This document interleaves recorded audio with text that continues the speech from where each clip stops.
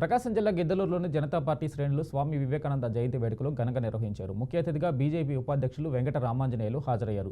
జాతీయ యువజన దినోత్సవంగా వివేకానంద విగ్రహానికి పూలమాల వేసి ఘనంగా నివాళులర్పించారు.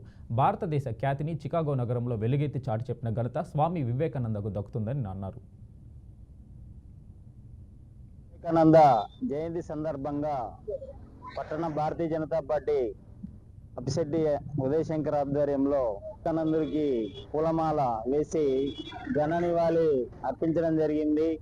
ఆయన సూచించిన దిక్సూచి మొట్టమొదటిసారిగా చికాగోలో హిందీలో అనర్గళంగా భారతదేశం గురించి, భారతదేశంలో ఆధ్యాత్మికత గురించి ఎంతో చక్కగా వివరించడము, ఆయన ప్రపంచవ్యాప్తంగా కూడా భారతీయ జాతి యొక్క ఖ్యాతిని అంతర్జాతీయ ఖండాంతర ఖండాలకు వ్యాపింపజేయడంలో మహనీయుడు.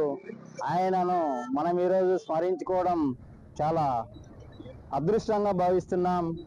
ఆయన స్ఫూర్తితో యువత అంతా కూడా దేశ సేవకు, భారతదేశ కీర్తి ప్రతిష్టలు అంతర్జాతీయ స్థాయిలో పెంపొందించడానికి, వ్యాపింపజేయడానికి ప్రతి యువత కూడా కృషి చేయాలని ఈ సందర్భంగా కోరుకుంటున్నాను.